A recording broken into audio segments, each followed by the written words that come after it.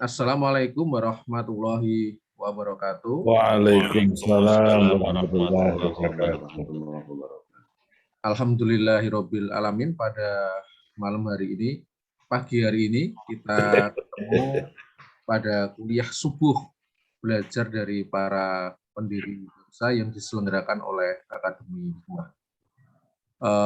Sebelumnya saya akan membacakan susunan acaranya.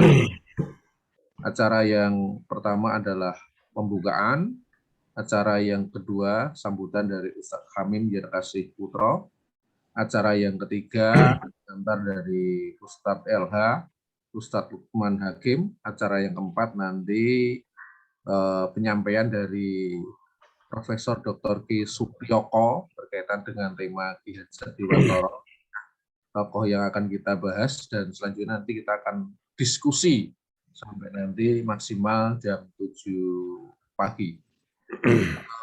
Marilah kita mulai kuliah subuh belajar dari para pendiri bangsa ini dengan membaca basmalah. Bismillahirrahmanirrahim. Acara selanjutnya pengantar kepada Ustadz Yerkasih Putro. Waktu dan tempat kami aturkan. Monggo Ustadz. Terima kasih Mas Iwan. Assalamualaikum warahmatullahi wabarakatuh. Waalaikumsalam warahmatullahi wabarakatuh. Alhamdulillahirabbil alamin. Assalatu wassalamu ala anbiya wal mursalin. Asyhadu an la ilaha illallah wahdahu la syarikalah wa asyhadu anna Muhammadan abduhu wa rasuluh. Amma ba'd. Yang terhormat Prof. Ki Supriyoko yang sudah hadir, ya, alhamdulillah. Terima kasih Prof. Mas Lukman Hakim, Mas Elha, Mas Iwan, Pak Samsudin, dan Bapak-Bapak Ibu-Ibu sekalian yang sudah hadir pada pagi ini, pada kuliah subuh pagi ini. Tokoh yang kita bicarakan pada kesempatan ini sebenarnya tokoh yang tidak perlu dijelaskan, sudah paham semua gitu. Karena salah satu dari semboyan di Dinas Pendidikan itu kan gambarnya Tutwuri Handayani, yang sebenarnya lengkapnya kan ing ngarsa sung tulodo ing madya mangun karsa Tutwuri Handayani. Nah, itu saya kira sangat dikenal di dunia pendidikan kita. Kemudian kita juga belajar dari tokoh yang asal-muasalnya adalah banyak terjun di bidang politik, di jurnalistik, dan seterusnya. Tetapi akhirnya komitmen yang paling dominan adalah di dunia pendidikan. Dan saya kira ini menjadi kesepakatan kita bersama, memang untuk bisa maju ya membutuhkan pendidikan yang bagus. Dan disinilah Pak Ki Hajar Dewantara banyak memberikan peran, bahkan menjadi ikon dari pendidikan di Indonesia. Tanggal kelahirannya diperingati sebagai Hardiknas dan seterusnya. Oleh karena itu, yang tadi saya sampaikan, Prof. Ki Supriyoko, artinya kita mengenalkan tokoh yang sudah sangat dikenal oleh masyarakat. Tapi saya kira mungkin ada sisi-sisi tertentu yang orang belum paham. Nah, disinilah nanti kita akan minta pemikiran dari Prof. Ki Supriyoko dan Mas Lukman dan yang lain-lain ya, tentang kontribusi yang sangat besar dari tokoh nasional kita yang kebetulan dilahirkan, dibesarkan, dan makamannya juga di Yogyakarta gitu ya, yang sangat akrab dengan situasi budaya dan seterusnya. Nah, terima kasih atas partisipasinya dan semoga akan memberikan manfaat yang besar bagi perjuangan bangsa Indonesia ke depan. Terima kasih. Assalamualaikum warahmatullahi wabarakatuh. Waalaikumsalam warahmatullahi wabarakatuh. Selanjutnya pengantar dari Ustadz LH berkaitan dengan tokoh kita kali ini, Suwardi Suryaningrat. Nanti nama tuanya menjadi Ki Hajar Dewantara. Monggo Ustadz LH, waktu dan tempat kami aturkan. Bismillahirrahmanirrahim. Assalamualaikum warahmatullahi wabarakatuh. Waalaikumsalam warahmatullahi wabarakatuh. Innal hamdalillah nahmaduhu wa nasta'inuhu wa nastaghfiruh wa na'udzu billahi min shururi anfusina min sayyiati a'malina may yahdihillahu fahuwal muhtadi wa may yudlil falan tajid lahu waliyyan mursyida.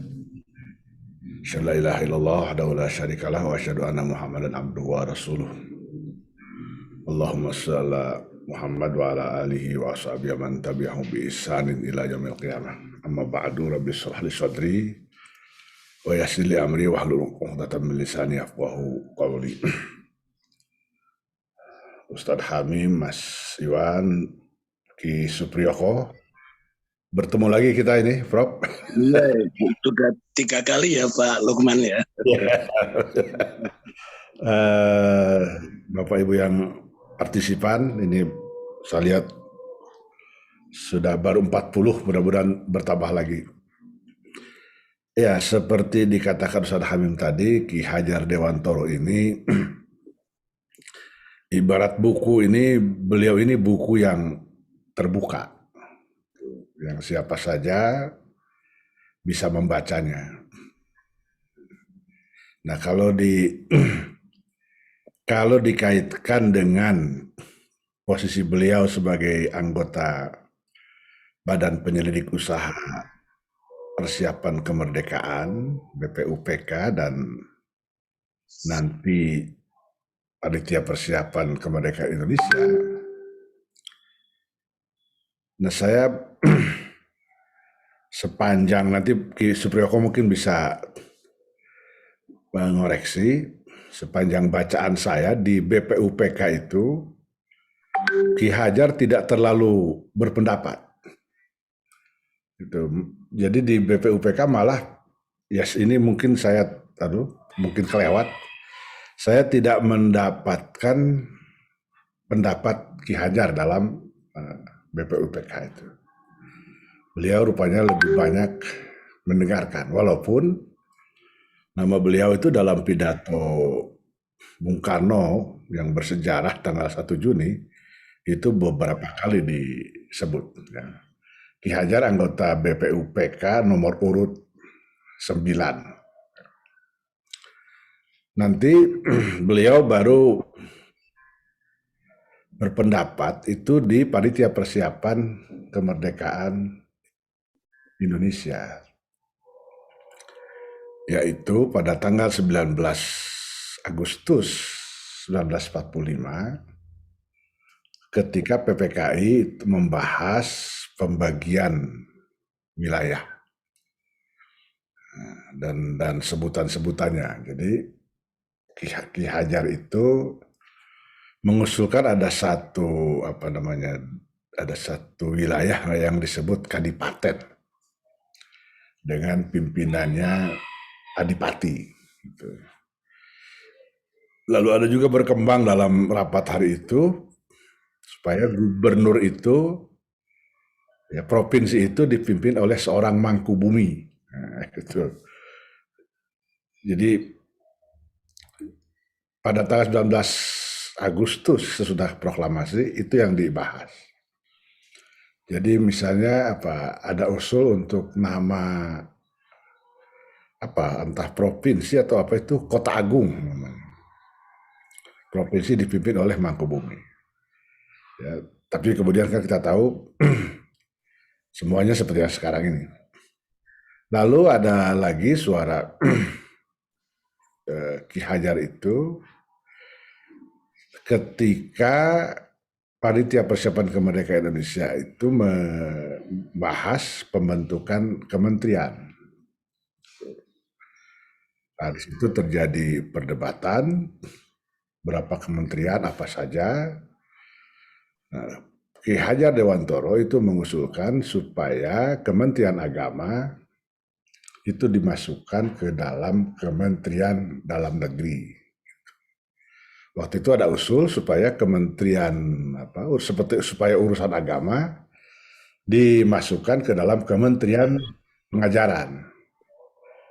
Ki Hajar menolak karena menurut Ki Hajar tugas Kementerian Pengajaran itu sudah sangat besar. Karena di antara lain tugasnya ialah menyelenggarakan, kalau istilah kita sekarang itu wajib belajar. Nah, gitu.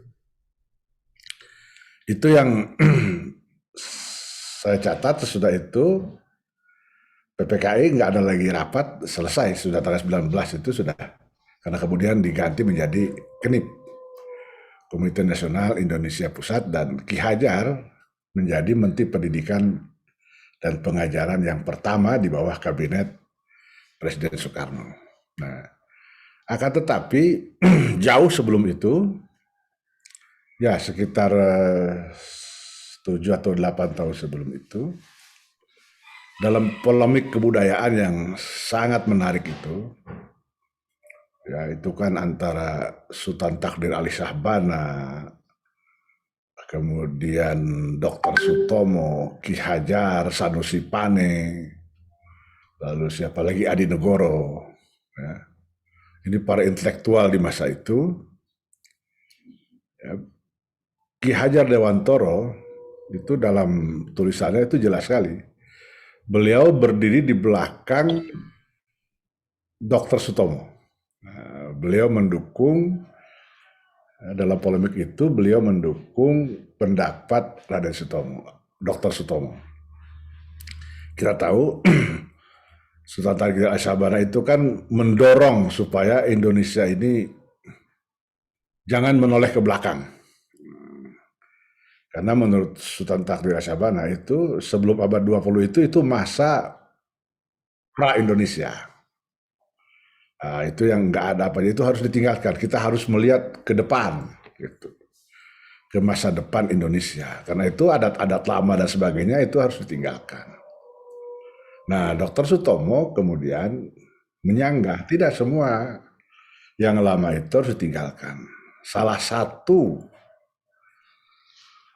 yang dalam 2 atau 3 kali itu polemiknya dengan Sultan Takdir Ali Syahbana, Dr. Sutomo mengulang sikapnya itu, yaitu dukungan Dr. Sutomo terhadap pendidikan model pesantren.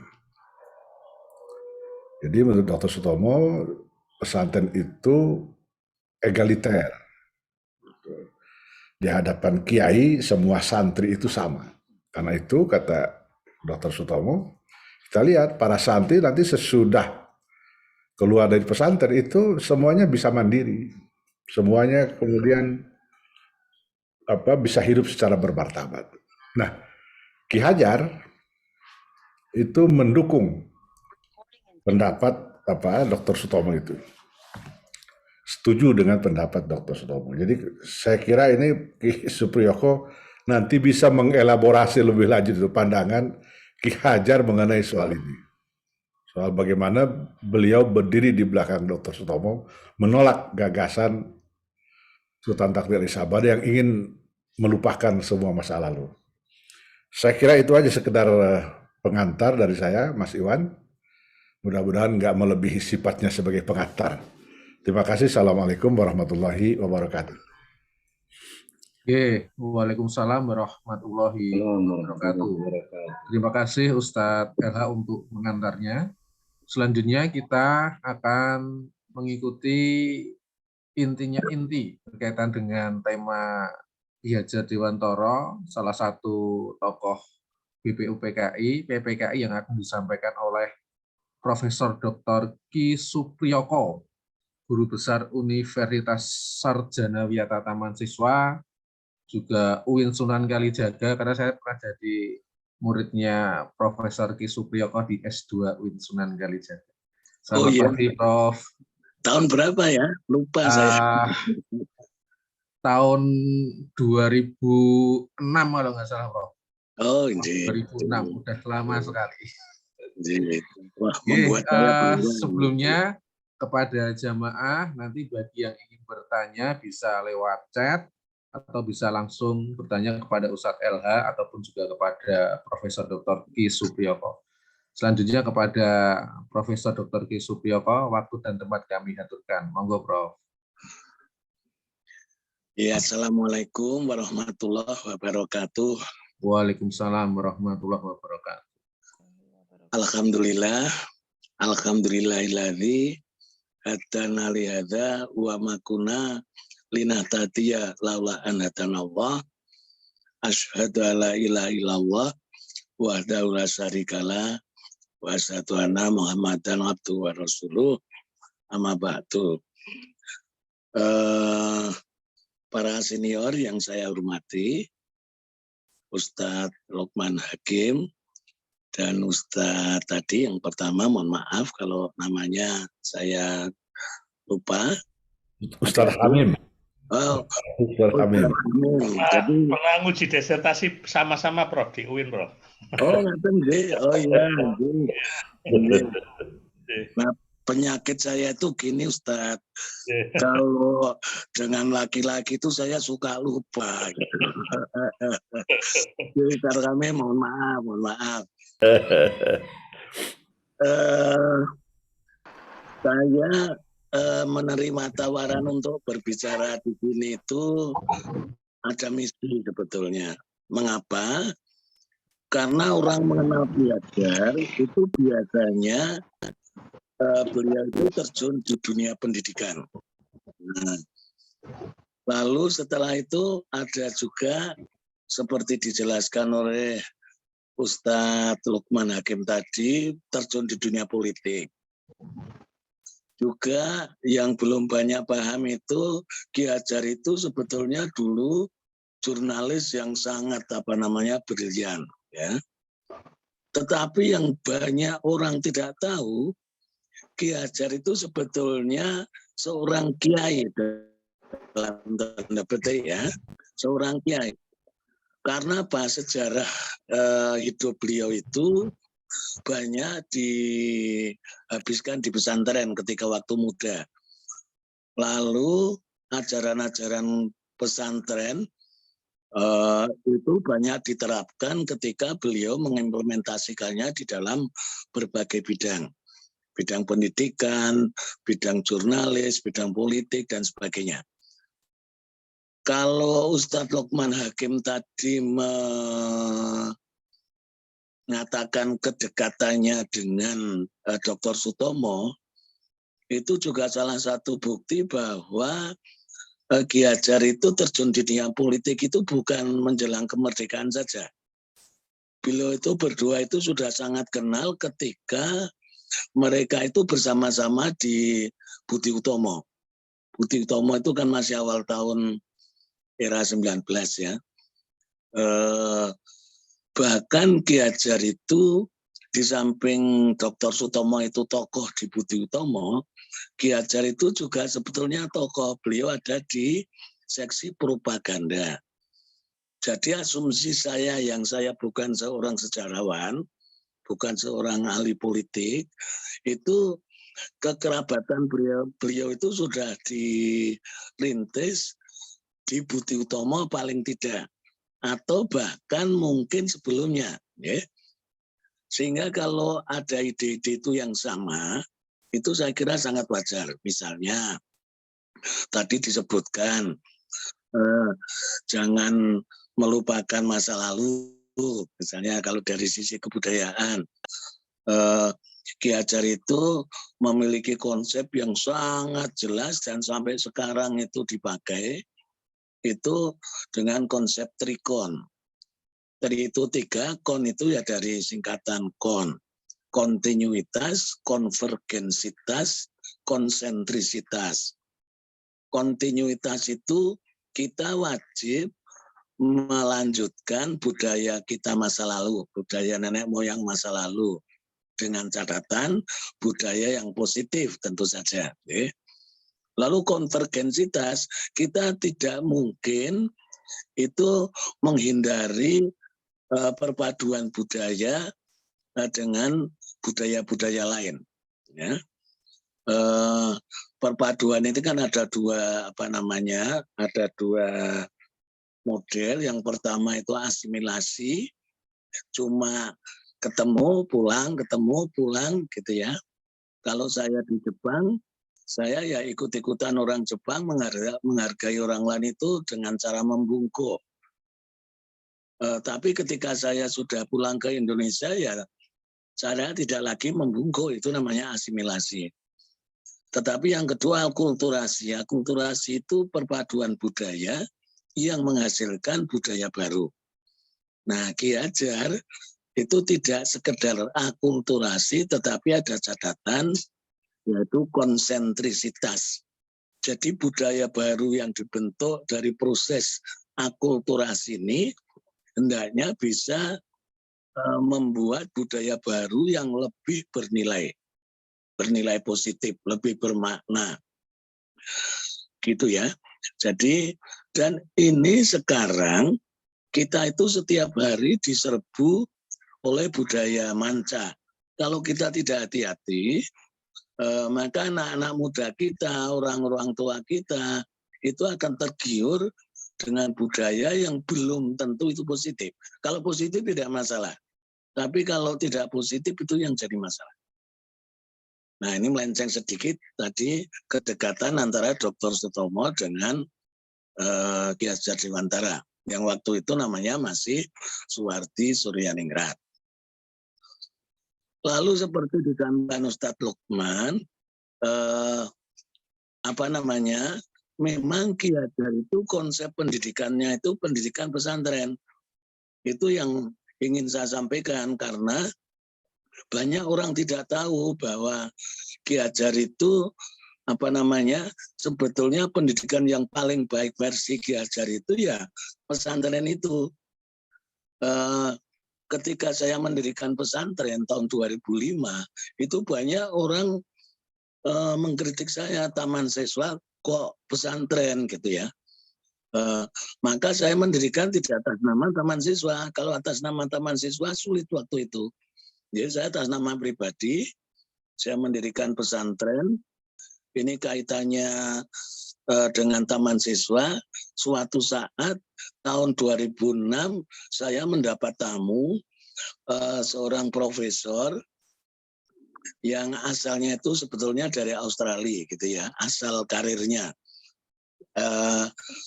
Seorang ahli sejarah, saya kira Ustadz Lukman itu sangat kenal, Ustadz Hamim juga, nomor 2 di dunia, ya menurut saya, karena saya bukan ahli sejarah.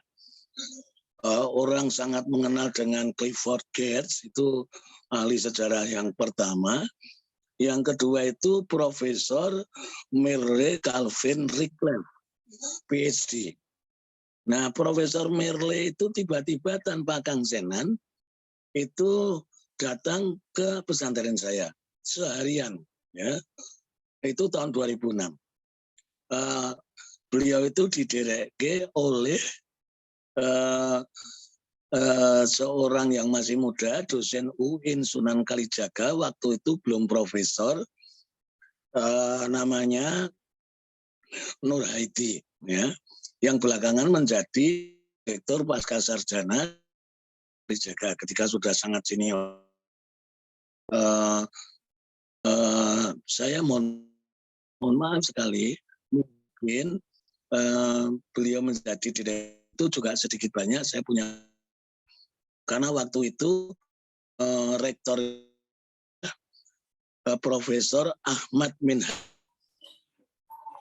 Lalu saya ditugasi ngetes, mewawancarailah lebih dari 30 orang, dekan, wakil dekan, calon direktur, lalu itu lebih dari 30. Nah, suatu saat saya ketemu 2 calon direktur tadi. Itu yang saya usulkan kepada Pak Rektor. Waktu itu rektornya energi dan disetujui. Saya tidak mengklaim itu sama sekali tidak, cuma barangkali sedikit banyak. Nah, Profesor Merle Rickleff memastikan apakah taman siswa itu masih abangan. Nah, saya jawab, kalau taman siswa jelas tidak abangan, karena taman siswa itu organisasi nasional. Tetapi kalau pimpinan organisasinya sebagian abangan. Nah, waktu itu abangan itu ciri-ciri yang biasa dipakai oleh masyarakat umum itu ya, kalau Islam ya KTP-nya aja tertulis Islam, tapi tidak gitu ya. Kalau Kristen Katolik ya ditulis di KTP-nya, tetapi kalau ke gereja ya tidak. Kira-kira begitulah. Kalau itu saya betulkan. Zaman itu saya masuk di taman siswa dan saya langsung oleh surat itu ya, kalau saya cerita tentu ada, tapi mohon dimaafkan. Saya ada utusan ke rumah orang sarjana untuk dikirim ke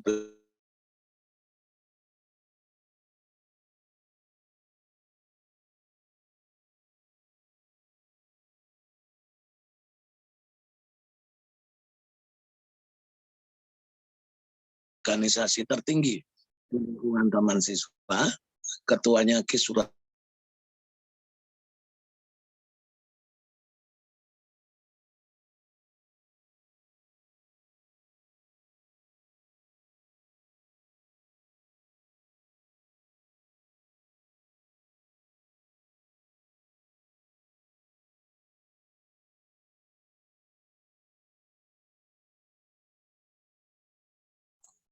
Mohon Prof, suaranya putus-putus.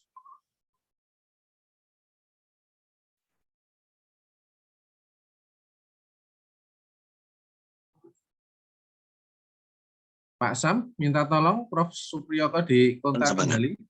Iya Pak, ya.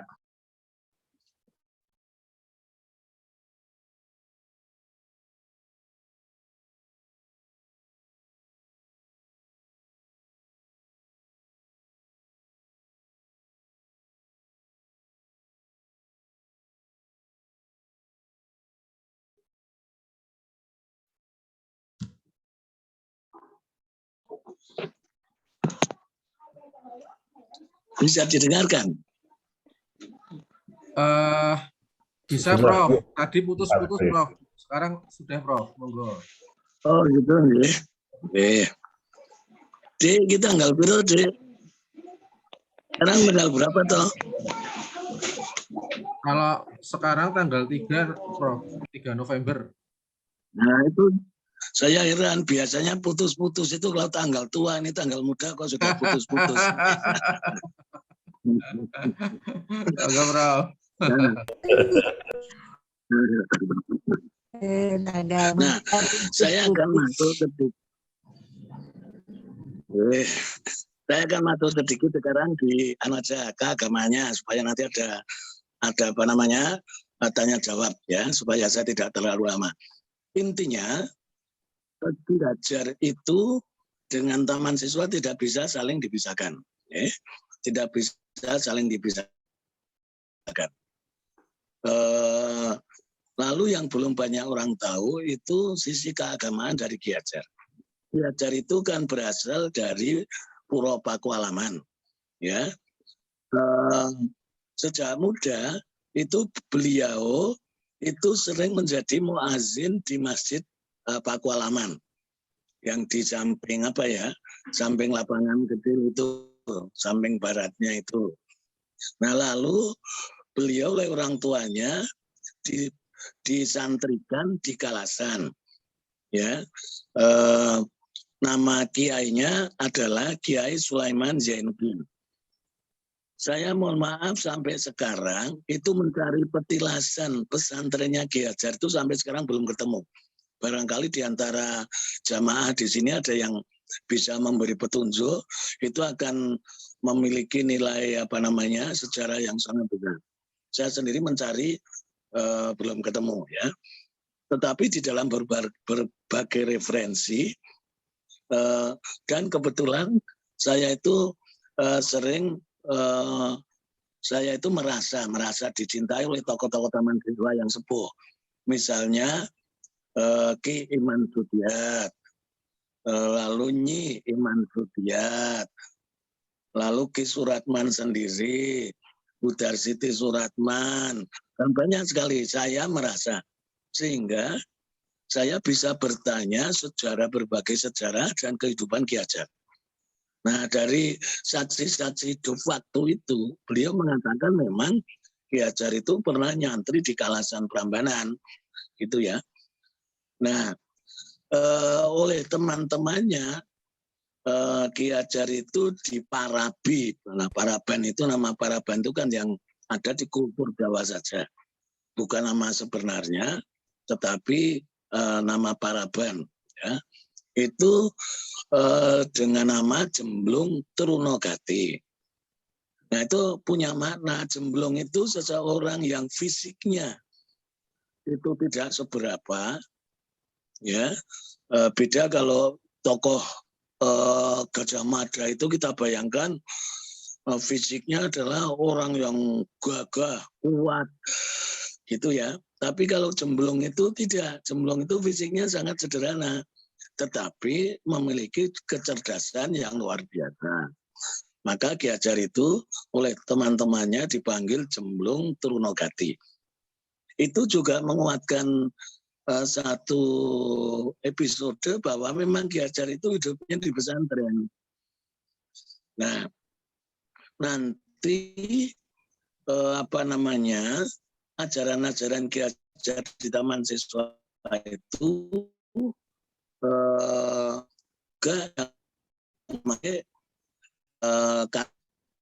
dari Arab.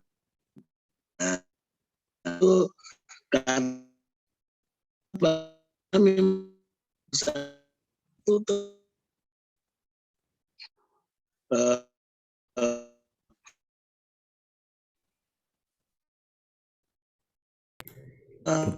Putus-putus lagi nih, Prof. Sendiri ketika belajar menyambut utama yaitu 32. Bagaimana, Pak? Iya, terputus-putus suaranya nih, Prof. Dengarkan nggak, Pak? Kedengaran, tapi tadi putus-putus lagi tadi. 1 menit putus-putus, Prof. Monggo lanjut. Oke. Oh gitu. Sampai mana tadi karena putus. Nah, ketika Taman Siswa itu sudah berdiri, banyak ajaran-ajaran pesantren itu dibawa oleh Ki Hajar. Contoh, kalau mendidik budi pekerti itu dengan teori hakikat sampai nanti ke Taman Siswa, gitu ya. Ini contoh saja. Tetapi hebatnya Ki Hajar itu adalah meskipun basis keagamaannya itu sangat kuat, itu di pesantren saja pinter, disayangi oleh kiainya, tetapi ketika mengembangkan Taman Siswa itu tidak dibawa Taman Siswa itu menjadi pesantren, tetapi di situ ditonjolkan nasionalismenya karena riwayat politik Ki Hajar yang barangkali ya pernah di BPUPKI, pernah di Indische Partai dan sebagainya dan sebagainya. Jadi kekuatan Ki Hajar mendirikan Taman Siswa itu justru nasionalismenya, tentu tidak menghilangkan religiusnya. Nah, saya tadi mengatakan bahwa situasi Taman Siswa waktu itu adalah abangan.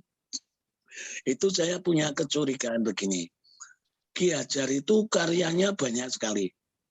Tulisan-tulisannya itu banyak sekali, gitu ya.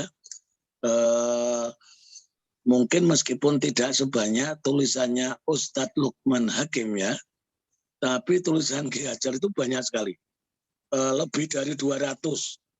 Yang pertama itu naskah-naskahnya dikumpulkan, dibukukan menjadi buku satu pendidikan.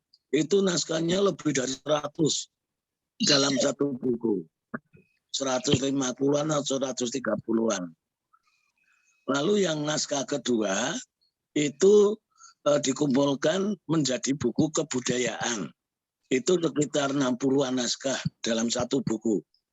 Nah, naskah ketiga konon itu tentang agama. Tetapi ketika mau dibukukan, naskah itu hilang. Kemana? Itu kita sampai sekarang mencarinya juga tidak ketemu. Nah, kecurigaan saya, karena dulu banyak tokoh Taman Siswa yang abangan, nah barangkali ini mungkin jelek ya, suudzon ya, barangkali ada di antara tokoh kita sendiri yang menyembunyikan naskah itu dengan maksud tertentu. Nah, sehingga sampai sekarang tulisan-tulisan beliau itu tentang keagamaan itu tidak berhasil dibukukan. Tetapi ada 1-2 naskah tentang keagamaan yang beliau tulis masuk di buku pendidikan. Nah, salah satunya kalau boleh saya sampaikan, untuk memperkuat bahwa Ki Hajar itu memang konsepnya sistem pondok, itu misalnya pada tahun 1928 di majalah Wasito bulannya November, beliau menulis judulnya Sistem Pondok dan Asrama Itulah Sistem Nasional. Itu judulnya. Nah, dari judulnya saja sudah kita ketahui bahwa sistem pondok itu dianggap dianggap paling baik menurut Ki Hajar. Lalu bulan Agustus tahun 31 di majalah Pusara, kebetulan saya pernah menjadi pimpinan redaksi majalah Pusara. Pusara itu majalah di lingkungan Taman Siswa. Beliau menulis dasar-dasar pondok asrama Taman Siswa. Nah, artinya apa? Di Taman Siswa sendiri memang sudah dilakukan sistem pondok. Lalu di majalah Keluarga bulan Juli tahun 1937 itu beliau menulis pengaruh pondok atau internat. Nah, jadi tulisan-tulisan itu sebagai bukti otentik yang tidak bisa dikelabui. Karena buku itu yang menerbitkan adalah Taman Siswa. Penerbitnya juga penerbit Taman Siswa. Editornya juga pimpinan Taman Siswa. Sehingga tidak bisa tidak bahwa tulisan itu memang asli dari Ki Hajar dan itulah cerminan dari sikap Ki Hajar. Ini kalau saya cerita masih panjang. Adik pemandu, apakah saya cukupkan dulu? Barangkali nanti kalau ada tanya jawab terus berkembang atau bagaimana ini? Saya yang direk, baiknya.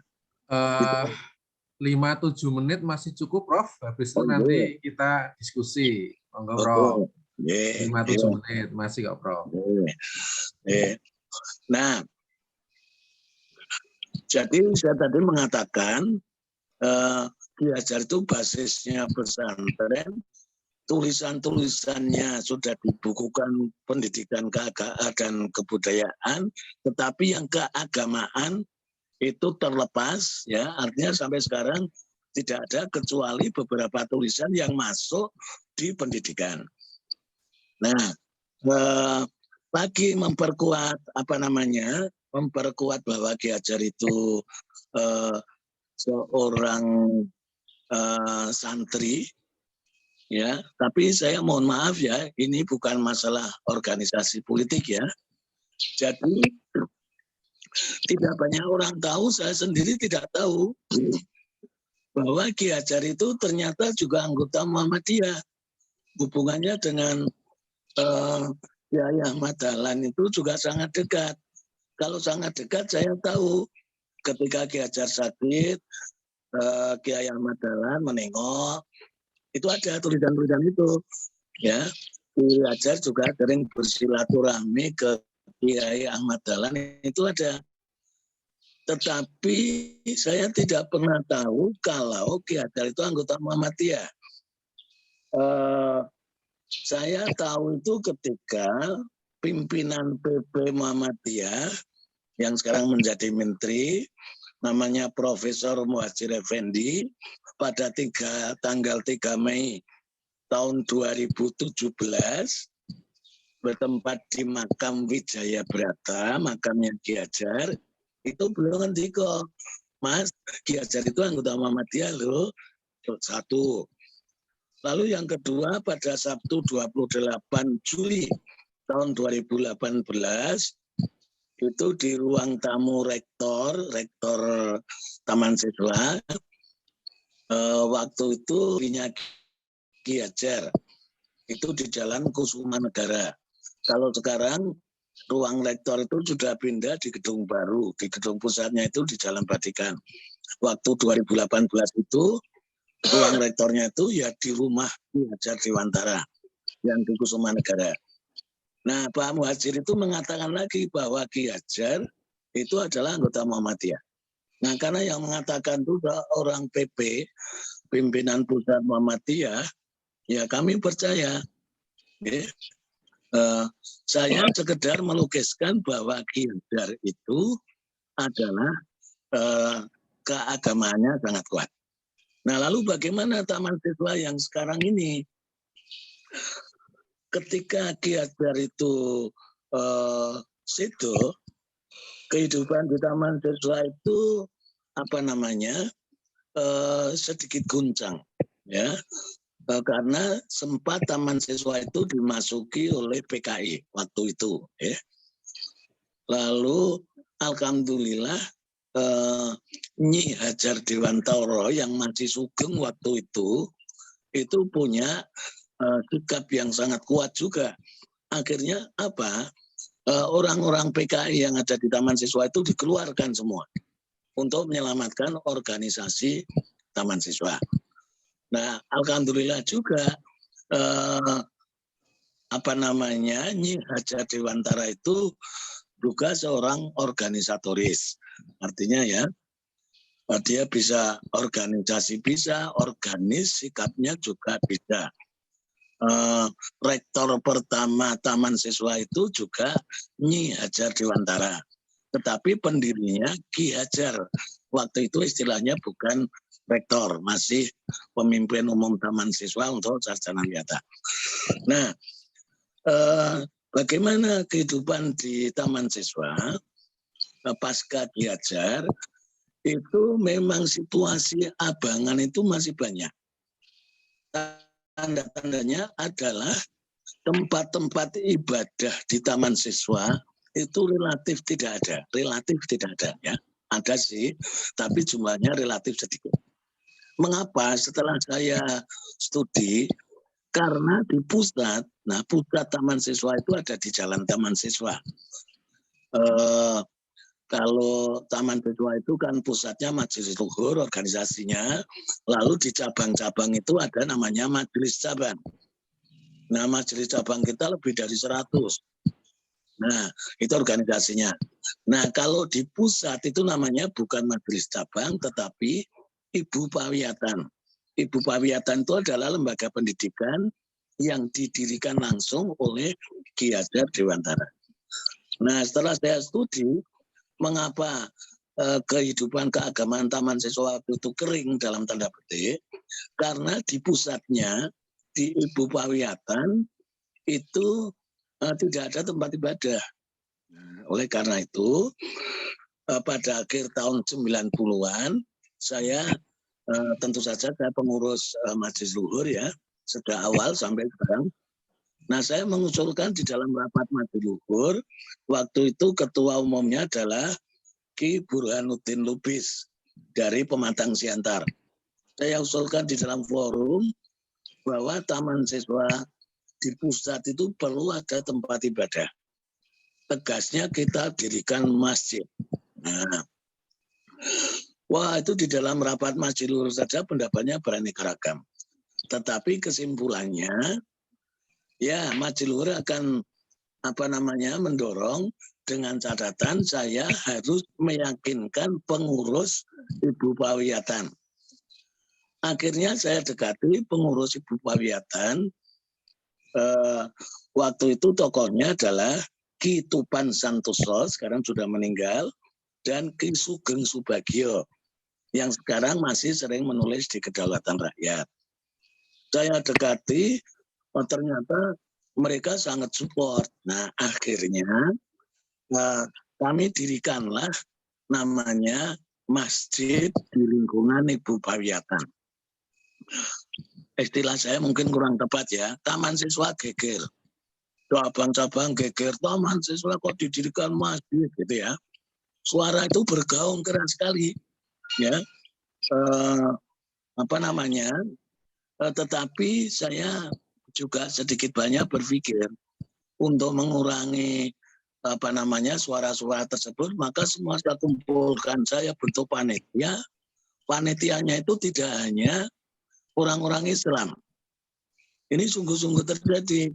Jadi ketika kami itu teman-teman Majelis Luhur mendirikan Masjid Ibu Pawiyatan, itu panitianya itu tidak hanya agama Islam. ada yang agamanya non-Islam itu saya sebut saja misalnya Ki Murni Rahvinarto, itu dari Katolik. Lalu Ki Bayu Suharso, itu dari agama Hindu dan sebagainya. Saya jelaskan bahwa di Islam itu ajarannya itu begini, yang satu ibadah, yang satu muamalah. Kalau ibadah itu nggak boleh diganggu oleh agama lain. Sama dengan agama orang Islam. Tetapi kalau soal muamalah, itu siapa saja boleh. Karenanya di dalam kepanitiaan itu kami tunjuk juga teman-teman yang non-Muslim. Dan alhamdulillah berjalan secara baik. Tapi saya juga harus adil selaku pimpinan. Kalau di Abu Pawiyatan itu didirikan masjid, karena memang kenyataannya itu lebih dari 95% itu Islam siswa kita. Maka untuk yang agama non-Muslim itu juga kita beri ruangan untuk beribadah dengan tata cara mereka. Nah, itu akhirnya setelah di Pawiyatan itu berdiri masjid, itu cabang-cabang itu banyak yang mendirikan masjid. Ya, cabang-cabang besar itu ada yang siswanya lebih dari 3.000, dulu sama sekali nggak punya masjid, sekarang mendirikan masjid. Misalnya Taman Siswa Teluk Betung, itu banyak sekali siswanya, ribuan. Taman Siswa Mojokerto, Taman Siswa Kebumen, Taman Siswa Pematang Siantar, dan sebagainya, itu memang siswanya ribuan dan sekarang sudah memiliki masjid untuk kegiatan peribadahan para siswanya. Jadi memang perkembangan keagamaan di Taman Siswa itu memang penuh romantika, ya, seperti yang saya ceritakan itu.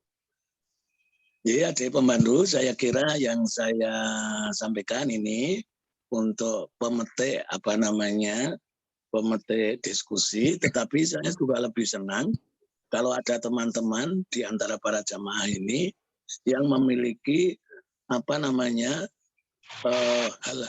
yang bisa menghidupkan sejarah keagamaan di Taman Siswa. Misalnya saya tadi pertama, barangkali ada yang bisa menunjukkan di mana petilasan pesantren yang di Kalasan misalnya, dan yang lain-lain. Saya kira itu. Terima kasih. Assalamualaikum warahmatullahi wabarakatuh. Waalaikumsalam warahmatullahi wabarakatuh. Terima kasih kepada Ki Supriyoko. Ini ada banyak chat yang masuk ini. Saya akan bacakan nanti, mohon Ustadz LH juga berkaitan dengan aspek kesejarahan atau juga mungkin aspek pemikiran nanti bisa memberikan jawaban juga. Ini dari Iin Purnamasari. Jika melakukan komparasi antara konsep pendidikan Ki Hajar Dewantoro dan pendidikan Barat, maka Ki Hajar itu memiliki 3 konsep. Yang pertama adalah ngerti atau kognitif, ngerasa atau afektif, dan ngelakoni itu psikomotorik, seperti dalam Bloom itu. Ki Hajar mencetuskan konsep tersebut sejak 20 tahun sebelum taksonomi Bloom itu dicetuskan. Pertanyaannya, bagaimana pendidikan saat ini benar-benar mengimplementasikan tringo tersebut tanpa harus tertinggal dengan perkembangan zaman. Strategi apa yang tepat digunakan agar tidak terjebak pada praksis saja, namun konsep tersebut benar-benar terinternalisasi. Matur nuwun Ki Profesor. Ini pertanyaan dari Iin Purnamasari, Prof. Pertanyaan selanjutnya adalah dari Dito Anugroho, itu ada di chat, Prof. Pertanyaan untuk Bapak Prof. Ki Supriyoko. bagaimana pengaruh karya dan pemikiran Ki Hajar Dewantara dalam mewujudkan Indonesia Jaya di era digital ini. Pertanyaan kedua, tokoh dan bacaan dari siapa saja yang berpengaruh terhadap Ki Hajar Dewantara. Yang ketiga, tulisan atau karya Ki Hajar manakah yang merupakan masterpiece beliau? Mohon pencerahannya. Dari Dito Anugroho, S3 di Taipei Medical University, Taiwan.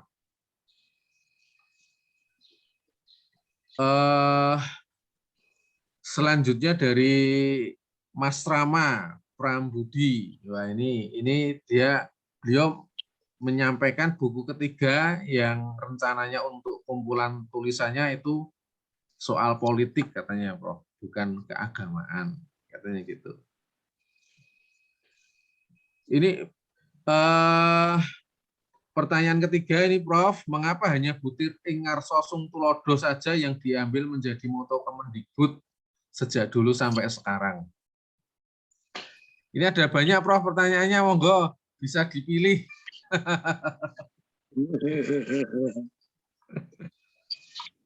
Ya, yang terakhir dulu, yang menjadi logo Kemdikbud itu bukan ngarsa sung tulodo, tetapi Tutwuri Handayani. Ya. Nah, mengapa? Karena Tutwuri Handayani itu kalau tiga-tiganya itu bagian dari konsep trilogi kepemimpinan. Trilogi kepemimpinan itu ngarsa sung tulodo ketika sedang berdiri di depan menjadi pemimpin itu harus menjadi teladan. Sekarang ini tanpa menyebut nama, banyak keluhan masyarakat di era COVID, banyak orang makin miskin, banyak orang meninggal, tetapi kekayaan pejabat kok malah naik. Nah itu berarti tidak bisa ngarsa sung tulodo. Ya, malah saya membaca itu salah satu pebisnis PCR itu adalah menteri yang sangat terkenal yang wah kalau itu betul berarti menteri itu tidak mempraktekkan ngarsa sung tulodo karena situasinya sedang prihatin, seharusnya para pejabat itu juga ikut prihatin. Kekayaannya ya jangan terus malah membubung tinggi itu. Ini konsep Hajar yang relevan sampai sekarang ya. Ngarsa sung tulodo ing madya mangun karsa. Kalau kita berada di tengah-tengah masyarakat, kita harus bisa memotivasi masyarakat. Kalau kita di tengah-tengah yang kita pimpin, kita harus bisa memotivasi yang kita pimpin supaya bisa bertahan menghadapi COVID dan ya, tetapi memotivasi itu harus ada keteladanan dulu. Lalu yang terakhir, Tutwuri Handayani, kalau posisi kita itu bukan pemimpin, kita rakyat biasa, kita di belakang, seharusnya ya kita patuh dengan yang memimpin kita. Kita nggak usah banyak protes, tidak usah banyak macam-macam lah gitu ya. Kecuali kebijakan-kebijakan pemimpin kita itu memang sudah keluar dari garis yang apa namanya garis-garis kebaikan. Nah, jadi Tutwuri Handayani itu menjadi logo Kemdikbud karena bagian dari trilogi kepemimpinan. Alasan yang kedua sangat cocok untuk Kemdikbud karena teori Tutwuri kan teori pendidikan. Artinya pendidikan yang baik itu kalau guru, kalau dosen itu ngetutkan ya kreativitas yang dimiliki atau kreativitas potensi yang dimiliki oleh siswanya.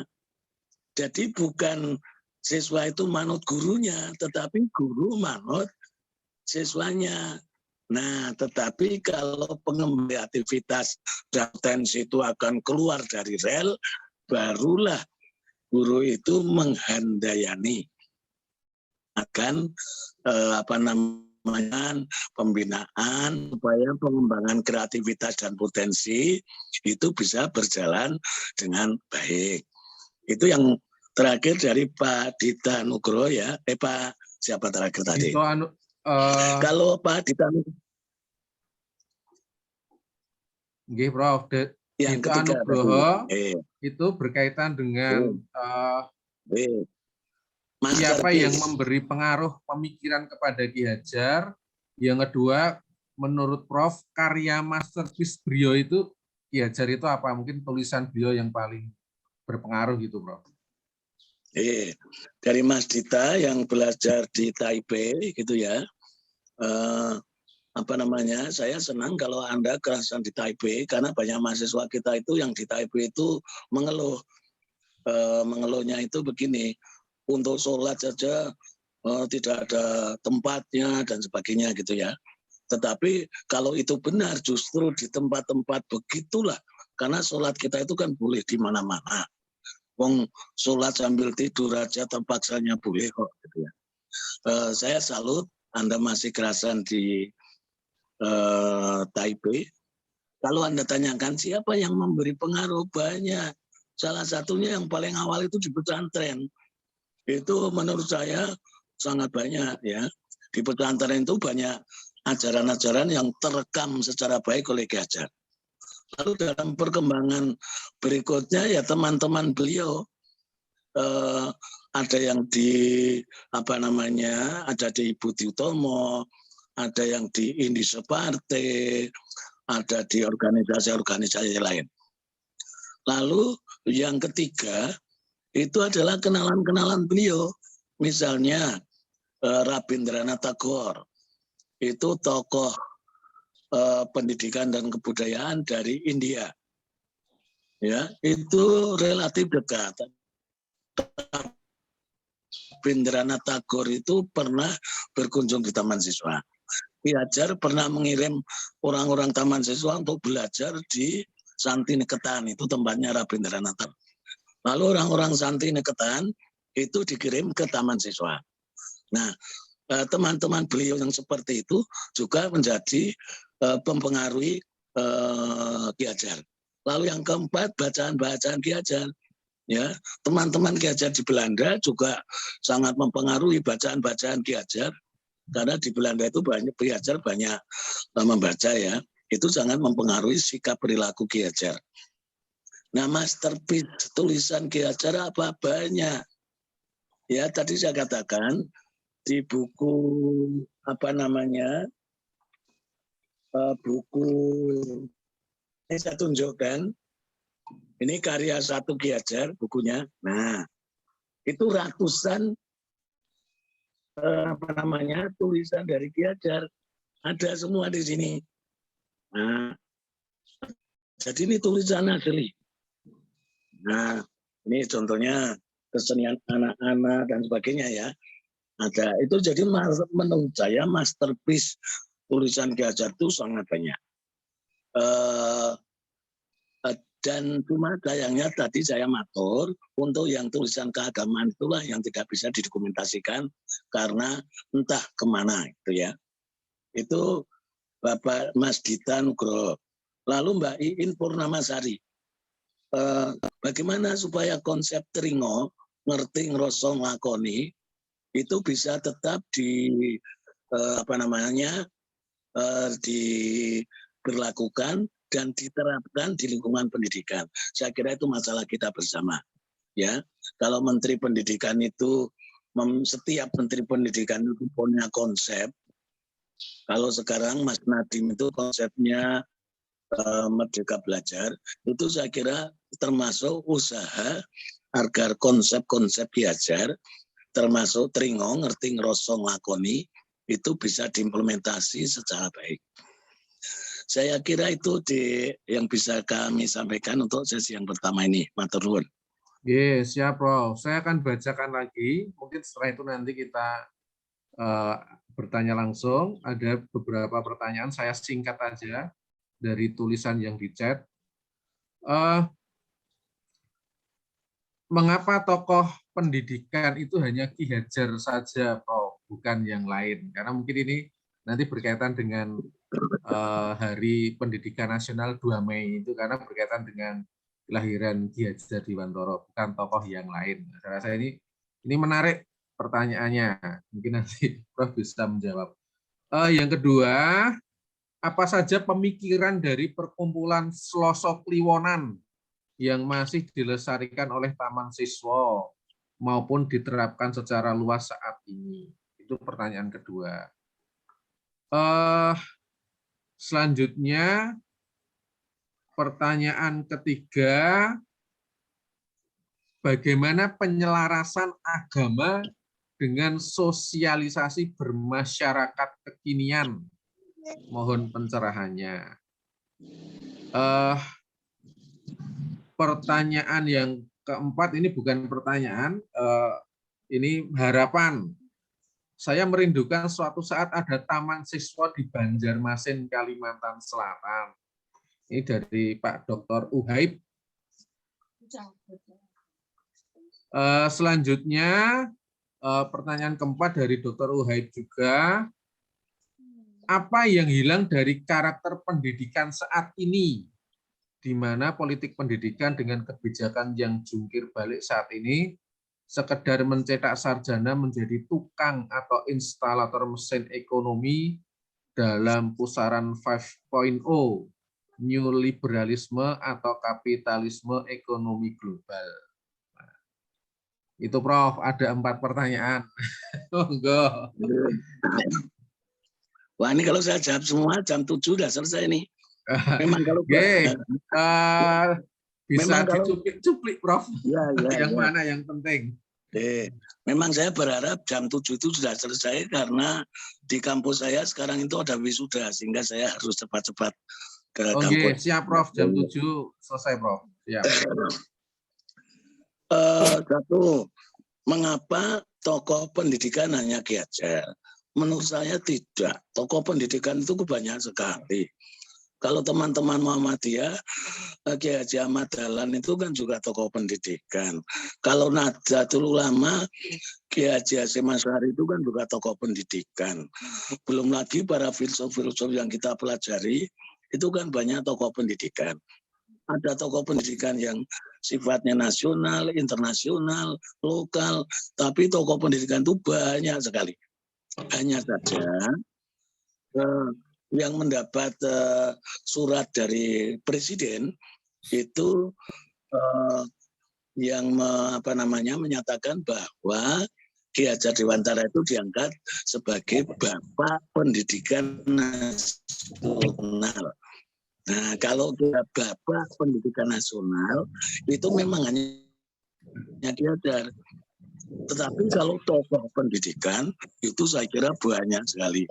Di kanan kiri kita, tokoh pendidikan itu orangnya tidak harus terkenal ya. Contoh, ya, tetapi tetangga itu rajin di masjid karena kebetulan beragama Islam. Nah, itu saya anggap dia itu tokoh pendidikan juga, meskipun namanya tidak terkenal. Jadi tokoh pendidikan pendeknya sangat banyak. Ya. Saya juga mengajar di Nahdlatul Ulama di Solo. Wah, itu kalau kita bicara, saya kira banyak tokoh pendidikan. Yang kedua, Sloso Kliwonan. Jadi Sloso Kliwonan itu kan lahirnya ketika masih ada penjajah Belanda waktu itu. Sebelum Taman Siswa lahir, itu banyak masyarakat kita itu yang berkumpul, tempatnya yang sekarang itu ada di pendopo Taman Siswa itu. Tentu waktu itu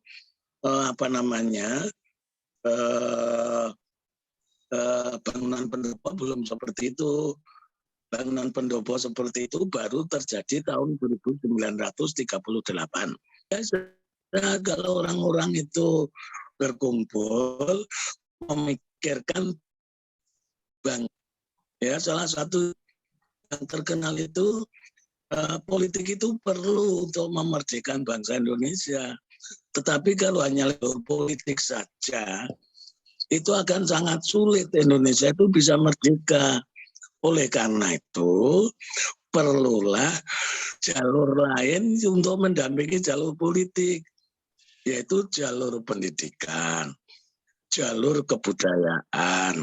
Nah, waktu itu Ki Hajar mendapat amanah untuk ngurusi pendidikan anak-anak muda, itu ya, anak-anak dan kaum Ki Hajar.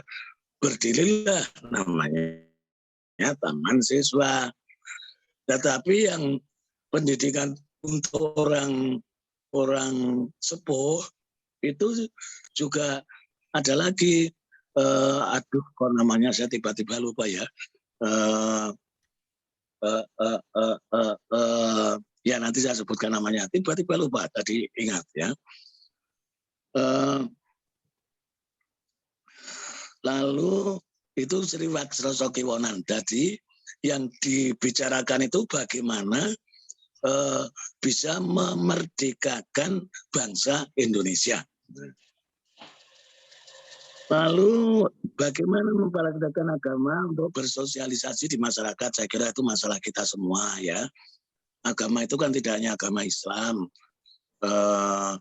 ada agama lain. Nah, di pesantren saya mungkin Anda tidak percaya dan mungkin tidak setuju. Di pesantren saya itu nama ruang-ruang itu saya beri nama, ya. Kalau namanya itu semua nama-nama agama Islam, saya kira wajar ruang di pesantren. Tetapi ada nama yang saya ambil namanya itu dari orang Katolik. Teman saya yang saya tahu persis perilakunya itu baik. Jadi lalu saya pakai sebagai nama ruang di salah satu ruang di pesantren kita. Bahkan ada Cina yang saya yakin itu orangnya baik. Baiknya itu belum kenal dengan saya, tiba-tiba datang ke pesantren saya, orang Surabaya, usahanya berhasil. Lalu menawari saya, kalau saya beri komputer satu kelas mau apa tidak. Waktu itu saya belum punya komputer. Nah, saya bilang tidak. Loh kok tidak? Saya tidak menolak. Jadi kalau diberi alhamdulillah gitu ya. Nah, akhirnya namanya Joni ya. Itu saya bikin ruang yang namanya Joni. Dan saya memang sebelumnya menyatakan di Surabaya memang orangnya karakternya baik. Jadi di pesantren saya saja itu nama-nama non-muslim ada. Karena saya ingin mendidik santri-santri saya itu untuk toleransi dengan orang lain sejauh menyangkut muamalah gitu ya. Jadi bagaimana cara cara agama itu mensosialisasi ke masyarakat. Kalau saya konsep Ki Hajar itu satu, keteladanan. Sudah. Kalau kita itu bisa meneladani, nggak usah ngomong ya, tidak harus ngomong. Tapi kita bisa meneladani, itu kita akan apa yang kita lakukan itu kan ditiru masyarakat. Tapi kalau orang pintar banyak ngomong, tetapi tidak bisa meneladani, ya tidak akan digugu oleh masyarakat luas. Jadi rumusnya itu hanya teladan. Ya. Itu mengenai bagaimana agama mensosialisasi di masyarakat. Yang ketiga, Taman Siswa di Banjarmasin. Ya, kalau itu Anda bisa mendukung, mau mendirikan, tentu kita support. Apalagi Banjarmasin itu terkenal orangnya jujur-jujur ya. Orangnya jujur-jujur. Saya sering ke Banjarmasin ya. Kalau ingin mendirikan silakan, insya Allah kita support. Lalu yang terakhir, karakter pendidikan apa yang hilang? Nah, para jamaah pengajian yang saya hormati, pendidikan apa yang hilang? Karakter yang hilang itu apa? Banyak. Satu, ya, kalau dari Ki Hajar, kekeluargaan. Nah, kekeluargaan itu di sini artinya family atmosphere, bukan nepotisme, ya. Itu begini, itu hilang. Sebab kalau konsepnya Ki Hajar, Kalau anak itu sudah datang di perguruan, di sekolah, maka oleh gurunya, anak itu, siswa itu harus dianggap sebagai anaknya sendiri. Anak terhadap orang tua, siswa terhadap gurunya, itu harus menganggap guru itu sebagai orang tuanya. Kakak kelas dengan adik kelas, itu harus saling menganggap kakak beradik, seperti di rumah, di dalam keluarga. Berarti situasinya, itu di perguruan itu situasi keluarga. Itulah yang disebut kekeluargaan. Ini salah satu yang hilang. Karena apa? Karena banyak sekolah, tidak semuanya, itu hubungan guru dengan siswa itu hubungan yang formalistik.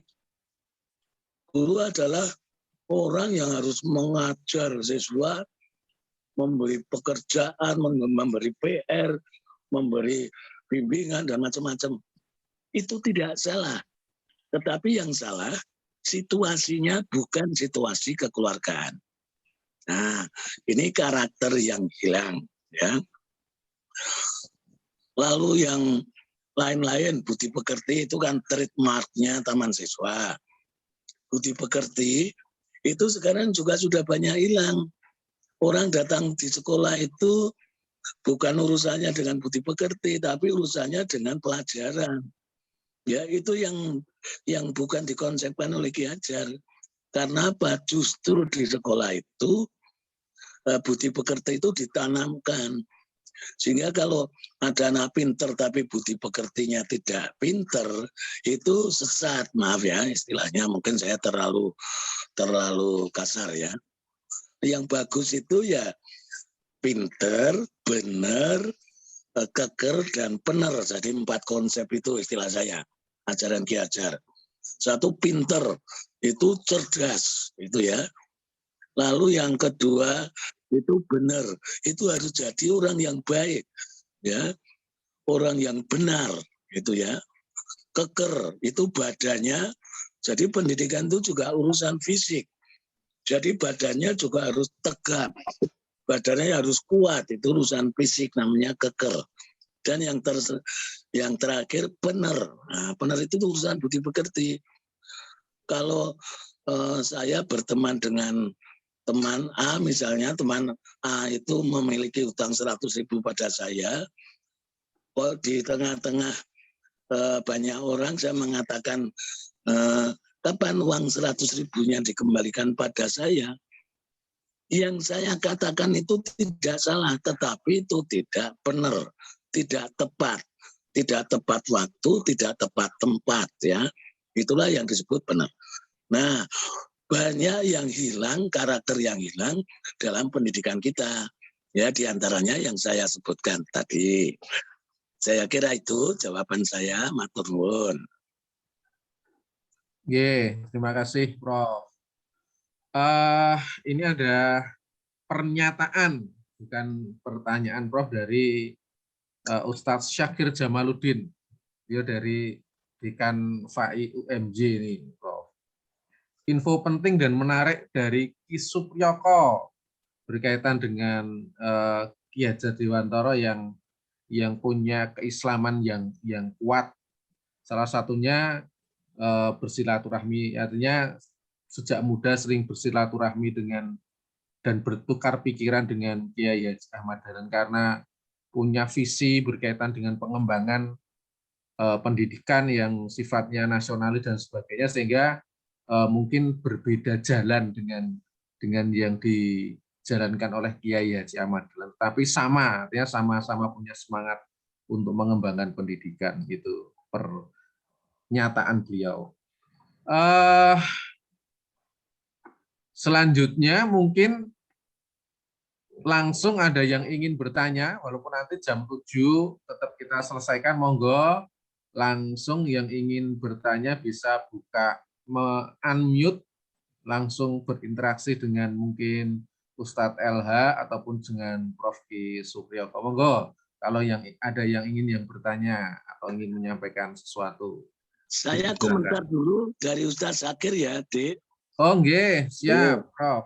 Jadi memang itu jarang diketahui bahwa Ki Hajar dengan Kiai Haji Ahmad Dahlan itu dekat. Ya, Wong Ki Hajar itu anggota Muhammadiyah, saya juga baru tahu. Tetapi Ustaz Zakir, mungkin panjenengan juga perlu pirsa, saya ini ketua pemuda Muhammadiyah. Ya, meskipun saya itu juga mengembangkan Nahdlatul Ulama di Solo. Nah, jadi bagi saya Taman Siswa, Muhammadiyah, Nahdlatul Ulama, dan lain-lain itu kan banyak baiknya. Kita kan boleh saja di mana saja sepanjang yang kita sampaikan itu yang baik-baik. Matur nuwun itu tambahan. Ya. Saya boleh nambah Mas Iwan sedikit. Ya, Ustadz LH, monggo. Ya, saya ingin menambahkan format tadi tentang apa namanya Selasa Kliwonan ya Prof ya. Ini Selasa Kliwonan. Nah, Selasa Kliwonan itu memang diselenggarakan jauh sebelum Indonesia merdeka. Itu rutin di rumah Ki Hajar, tokoh-tokoh yang diundang itu antara lain dan selalu hadir itu Dr. Sukiman Wiryo Sanjoyo. Jadi tokoh Muhammadiyah. Nanti ada Mr. Ali Sastro Amijoyo. Ada Mr. Sartono. Ya isinya apa? Isinya diskusi saja, diskusi soal-soal kebangsaan, soal-soal bagaimana mencapai kemerdekaan. Nah, rupanya itu ditradisikan. Nah, saya pernah dalam satu Zoom, wah itu akan katanya apa? Ada seorang mengatakan itu kan kejawen. Saya bilang enggak, itu riwayatnya panjang. Nggak ada urusan dengan kejawen. Kalau urusan dengan kejawen, tentu Dr. Sukiman nggak diundang. Nah, ini Dr. Sukiman itu, kita tahu Dr. Sukiman Wiryo Sanjoyo ini tokoh Muhammadiyah, ya, sampai akhir hayatnya itu penasehat PP Muhammadiyah, ketua umum Masumi yang pertama, pernah jadi Perdana Menteri. Ini sahabat karib itu. Ki Hajar dengan Dr. Sukiman itu sangat akrab. Kalau Ki Hajar itu sakit, itu beliau itu belum merasa mantap. Kalau belum datang atau belum didatangi oleh Dr. Sukiman, gitu. Nah, jadi lebih banyak ngobrolnya daripada konsultasi kesehatannya. Jadi itu akrab sekali. Nah, lalu Ki Hajar itu kan saya kira penting juga untuk kita ketahui, kan awalnya dari Budi Utomo. Kemudian tahun 1913 itu beliau mendirikan bersama Cipto Mangunkusumo bersama Dewes Dekker itu kan mendirikan Indische Partai. Ya, Netherlands Indische Partai itu semboyannya itu jelas, tujuannya jelas itu. Hindia Nederland Belanda, apalagi Hindia Belanda merdeka. Itu tujuannya. Ya jangan dilihat waktu itu masih nama Hindia Belanda, memang kondisi waktu itu masih seperti itu. Tapi Indische Partai ini tujuannya merdeka. Tapi dari Indische Partai kemudian Ki Hajar tertarik kepada syarikat Islam. Gitu. Dalam tulisan di buku riwayat hidup Cokro Aminoto itu Ki Hajar menulis, yang menarik dari syarikat Islam itu adalah sikapnya yang radikal anti kolonialisme Belanda. Nah itu. Jadi karena itu kemudian Ki Hajar masuk SI bukan sekedar masuk, malah menjadi pengurus SI cabang Bandung bersama Dewes Dekker. Nah, Dewes Dekker kemudian kita tahu akhirnya menjadi anggota Masumi. Masuk Islam kemudian menjadi anggota Partai Masumi. Jadi saya kira hal-hal ini juga perlu diketahui bagaimana proses gitu loh. Proses menjadinya itu dari Suwardi Suryaningrat menjadi Ki Hajar Dewantoro. Nah, jangan lupa kakak atau adiknya Ki Hajar itu kan Surya Pranoto itu kan tokoh syarikat Islam. Ini raja pemogokan. Di mana saja kalau ada pemogokan yang dituduh pasti Surya Pranoto. Kakak kandung ya Prof ya, kakaknya Ki Hajar ya. Nah, jadi memang dekat sekali dengan Islam gitu loh. Jadi Mas Iwan menurut saya Bapak sekalian ini perlu kita lebih banyak nih mengkaji yang begini-begini ini supaya lama-lama menurut saya ini terjembatani itulah apa kelompok kebangsaan, kelompok Islam itu kan sesuatu yang artifisial menurut saya. Karena kalau kita kaji kayak Ki Hajar kan ternyata ya cuma beliau nggak pakai nama Islam saja, kan begitu. Atau misalnya Dr. Sutomo dalam polemik kebudayaan itu keras sekali itu dengan sudah takdir alias Syahbana itu berpolemik soal pesantren itu. Dr. Sutomo bertahan bahwa pesantren itulah pendidikan terbaik bangsa Indonesia. Nah itu sekedar tambahan Mas Iwan. Terima kasih. Mudah-mudahan ada manfaatnya. Oke, terima kasih Ustadz LH. Masih ada 9 menit. Satu penanya langsung yang ingin bertanya, monggo. Saya beri kesempatan. Dari saya, Pak Moderator. Silakan, monggo. Singkat, padat, monggo. Assalamualaikum warahmatullahi wabarakatuh. Waalaikumsalam warahmatullahi wabarakatuh. Untuk bertanya, saya ingin menanyakan tentang sebab atau penyebabnya kenapa kok beberapa karakter pendidikan itu pada saat ini itu hilang seperti itu, Prof. Karena mungkin kalau kita nanti bisa mengetahui salah satu penyebabnya dari hilangnya karakter itu, kita seorang guru atau dosen bisa mengembalikan karakter-karakter yang sudah hilang itu, Prof. Jadi mungkin hanya itu pertanyaan dari saya. Kurang lebihnya mohon maaf. Assalamualaikum warahmatullahi wabarakatuh. Monggo. Ya, terima kasih Bapak Ervandi Terkasih berkaitan dengan karakter pendidikan. Ini juga merupakan pertanyaan terakhir untuk Prof. Ki Supriyoko. Monggo, Prof.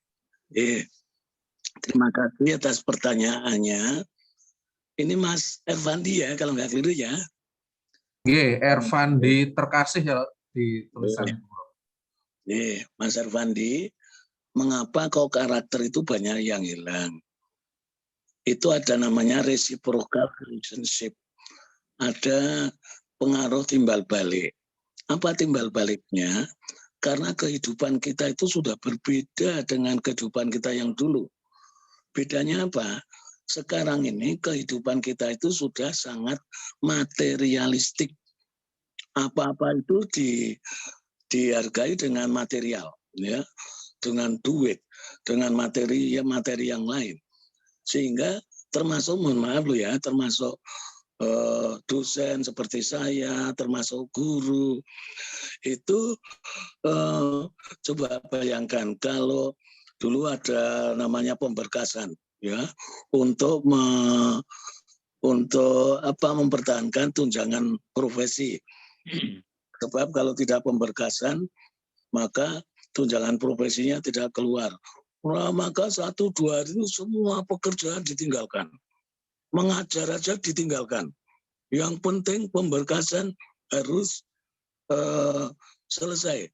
Nah, sehingga tugas untuk mendidik siswa menjadi kacau ketika guru itu melakukan pemberkasan. Demikian juga dengan tugas-tugas administratif yang lain. Mengapa? Karena ujung-ujungnya dia itu tidak ingin kehilangan tunjangan profesi. Ini hanya salah satu contoh bahwa kehidupan kita itu sudah sangat materialistik ya.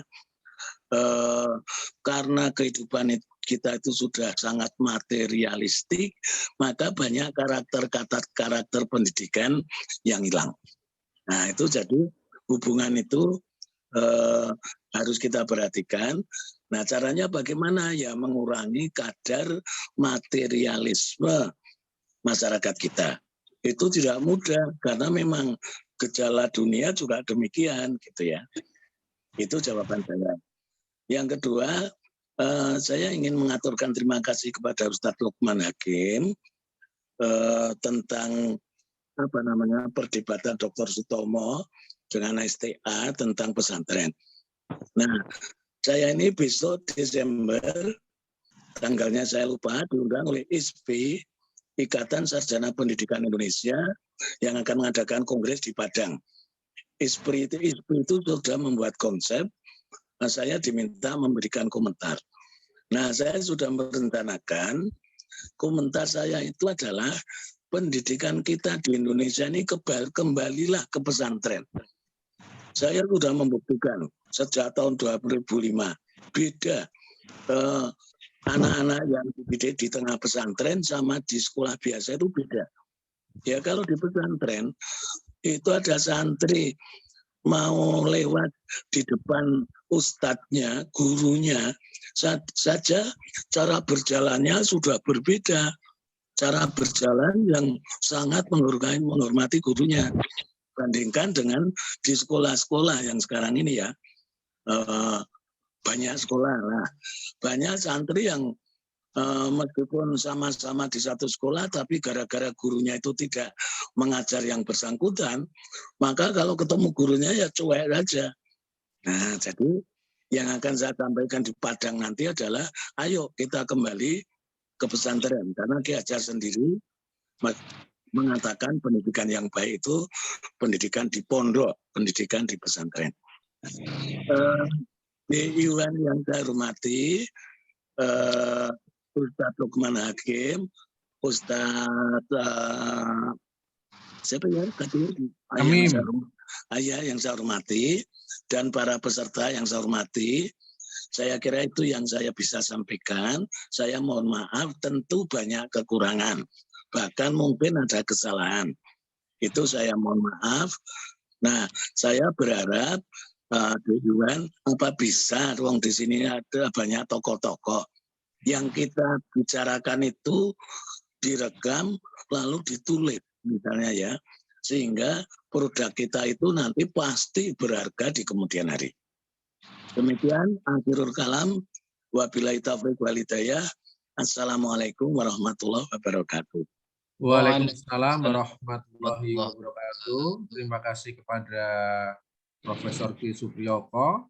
Ini Mas Iwan, sebelum ditutup, saya mau bacakan ini kutipan langsung dari pendapat Dr. Sutomo ini ya, tentang pesantren.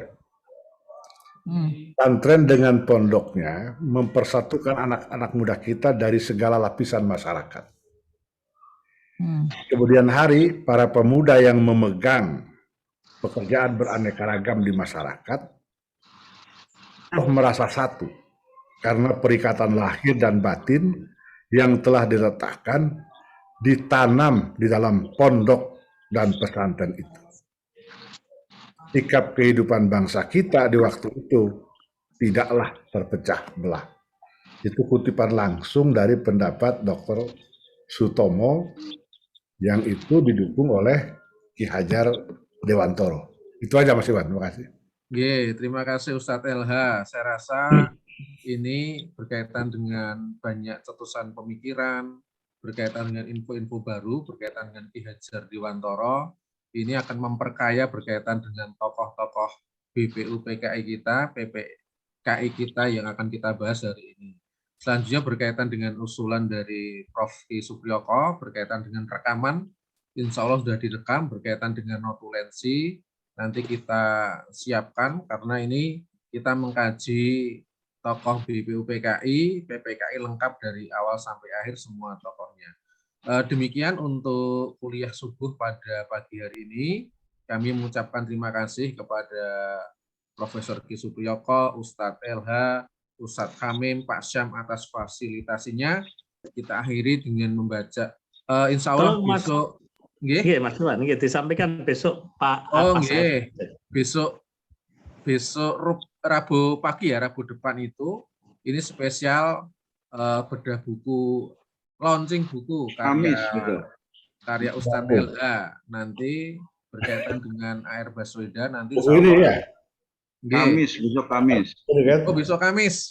Rabu atau Kamis? Pekan depan. Buku ya, ini kan? Rabu.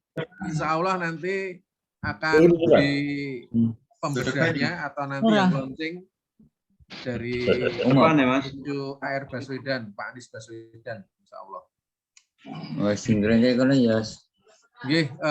Demikian untuk kuliah subuh pada pagi hari ini kita akhiri membaca hamdalah.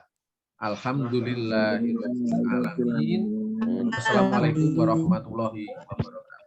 Waalaikumsalam warahmatullahi wabarakatuh.